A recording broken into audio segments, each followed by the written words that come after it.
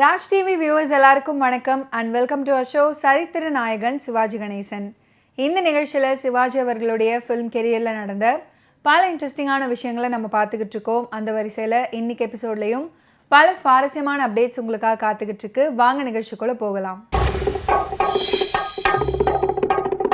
பெற்ற மனம் 1960ஆம் ஆண்டில் வெளிவந்த தமிழ் திரைப்படமாகும். ஏ பீம்சிங் இயக்கத்தில் நேஷனல் பிக்சர்ஸ் நிறுவனத்தினர் இதனை தயாரித்திருந்தனர். சிவாஜி கணேசன் அவர்கள் புஷ்பவல்லி, எஸ் ராஜேந்திரன், பத்மினி ஆகியோர் முக்கிய கதாபாத்திரங்களில் நடிச்சிருந்தாங்க. மேலும் M N Rajam, S V Subbaiah, L Vijayalakshmi, J P Chandrababu, Padmini Priyadarshini ஆகியோரும் நடிச்சிருந்தாங்க. பெற்ற மனம் திரைப்படம் 1953 வெளிவந்த பெம்புடு கொடுக்கு அப்படின்ற தெலுங்கு திரைப்படத்தின் தழுவலாகும். பெற்ற மனம் திரைப்படத்தின் கதையை மு வரதராசன் அவர்கள் எழுதினார். நடனங்களை KN தண்டாயுதபாணி பிள்ளை, தங்கப்பன், முத்துசாமி பிள்ளை ஆகியோர் அமைச்சிருந்தாங்க.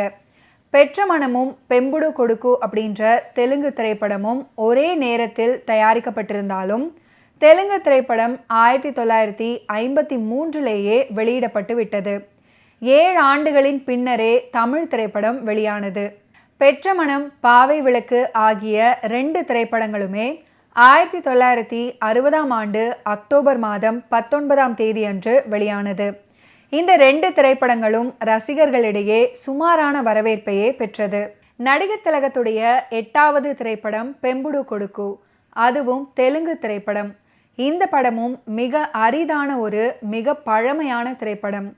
பரதேசி தெலுங்கு படத்துக்கு பின், அதாவது நடிகர் திலகம் நடிக்க ஆரம்பித்த 8 படங்களுள் இது 2வது தெலுங்கு திரைப்படம். இந்த படத்தின் இயக்குனரும் திரு LV பிரசாத் அவர்களே. நடிகையர் திலகம் சாவித்ரி அவர்கள் முதல்ல நடிகர் திலகத்துடன் இணைந்த படமும் இதுதான். அதே போல காதல் மன்னன் ஜெமினி கணேசன் அவர்களின் முதல் மனைவி புஷ்பவல்லியின் மகள்தான் 70களில் ஹிந்தி படங்களில் கொடி கட்டிய நாட்டிய நடிகை ரேகா அவர்கள். ரங்காராவும் LV பிரசாத்தும் இந்த படத்தில் நடிச்சிருந்தாங்க. பெற்ற மனம் திரைப்படத்துடைய கதை என்னன்னா, மங்கம்மா அப்படின்ற பெண்மணி மோகன் அப்படின்றவனை தத்தெடுத்து வளர்க்குறாங்க. மங்கம்மாவுக்கு ஏற்கனவே முத்து அப்படின்ற பையனும் இருக்காங்க. வீட்டு வேலைகள் பார்த்து தன் 2 மகன்களையும் காப்பாற்றுகிறாள் அவள். ஆனால் காலத்தின் கோலம் அவள் ஒரு கொலையை பார்க்க நேர்ந்துவிட அவளே கொலைகாரி அப்படின்னு கைதாகி சிறைக்கு போகிறாங்க. தண்டனை முடிந்து வரும் பட்சத்தில் தான் 2 மகன்களும் ஒருவருக்கொருவர் பரம விரோதிகளாக மாறியிருப்பதை கண்டு வேதனையுறுகிறாள். இந்த படத்தை பற்றி தெரிந்த ஒரு சில வரி கதைதான் இது. இந்த படத்தை பற்றிய அதிக விவரம் கிடைக்கவில்லை. சிவாஜி கணேசன் அவர்கள் அடிக்கடி சொல்லும் வார்த்தை, என் நினைவை விட்டு நீங்காத 3 பேர் யாருன்னா, திரு PA பெருமாள், இயக்குனர் பீம்சிங், கிருஷ்ணன் பஞ்சு. இவர்கள் இல்லை என்றால் தமிழ்நாட்டில் சிவாஜி அப்படின்ற நடிகரை காண முடியாது அப்படின்னு சொல்வாராம். நடிகர் திலகம் அவர்கள் ஒவ்வொரு பொங்கல் தினத்தன்று காலையில் PA பெருமாளிடம் ஆசிர்வாதம் பெற்ற பிறகுதான் பொங்கல் பண்டிகையை கொண்டாடுவார்.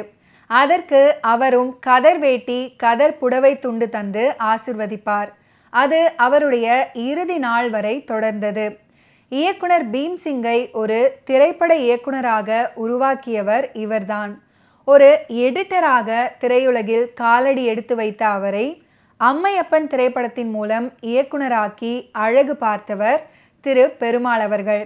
மேலும் அவர் இயக்கிய வரிசை படங்கள் 17இன் விநியோகிஸ்தராக இருந்து வெற்றி படங்களாக மக்களிடம் கொண்டு சென்றதோடு பீம்சிங் குடும்பத்தினர் அனைவரையும் ஒவ்வொரு துறையில் பிரபலமாக செய்த பெருமையும் PA பெருமாள் அவர்களையே சேரும். பெற்ற மனம் திரைப்படத்தில் இடம்பெடுத்திருக்கக்கூடிய ஒரு அற்புதமான பாடல் தான் அன்பு தோழா ஓடிவா அப்படின்னு தொடங்கக்கூடிய பாடல்.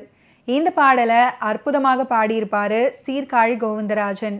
புதியதோர் உலகம் செய்வோம் அப்படின்னு தொடங்கக்கூடிய மற்றும் ஒரு அற்புதமான பாடல் பெற்ற மனம் திரைப்படத்தில் இடம்பெடுத்திருக்கும். சீர்காழி கோவிந்தராஜன் அவர்கள் இந்த பாடலையும் அற்புதமாக பாடியிருப்பார். மனதிற்கு உகந்த மயிலே அப்படின்னு தொடங்கக்கூடிய பாடல். JP சந்திரபாபு அவர்கள் இந்த பாடலை அற்புதமாக பாடியிருப்பாங்க. பாடலுக்கு உண்டான வரிகளை பாரதிதாசன் அவர்கள் எழுதியிருப்பார். மோகன் அப்படின்ற இளைய மகன் கதாபாத்திரத்தை நடிகர் திலகம் அவர்கள் ஏற்று நடிச்சிருப்பார்.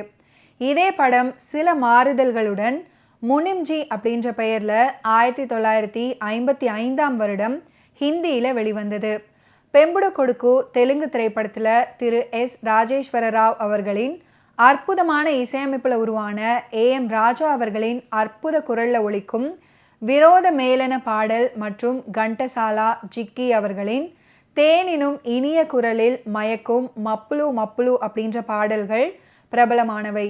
இதில் நடிகர் திலகத்தின் பாத்திரத்தின் பெயர் மோகன் அப்படின்றதே பலருக்கும் தெரிந்திருக்க வாய்ப்பில்லை. அதுவும் புஷ்பவல்லியின் மகனாக நடிகர் திலகம் அவர்கள் நடித்த தகவலும் பலருக்கும் புதியதாகும். ஓகே வியூவர்ஸ், இன்னைக்கு நிகழ்ச்சியில் நடிகர் திலகம் சிவாஜி கணேசன் அவர்களுடைய ஃபிலிம் கெரியரில் நடந்த பல இன்ட்ரெஸ்டிங்கான விஷயங்களை நீங்கள் பார்த்து தெரிஞ்சிருப்பீங்க.